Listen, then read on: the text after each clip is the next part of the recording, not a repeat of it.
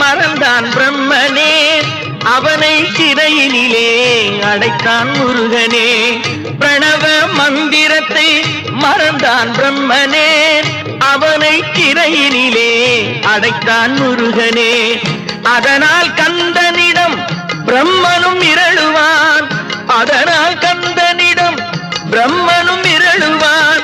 கந்தன் அடியவர்க்கு அவனும் அருளுவான், கந்தன் அடியவர்க்கு அவனும் அருளுவான். கந்தனிடம் செல்லுங்கள், என்ன வேண்டும் சொல்லுங்கள். கந்தனிடம் செல்லுங்கள், என்ன வேண்டும் சொல்லுங்கள்.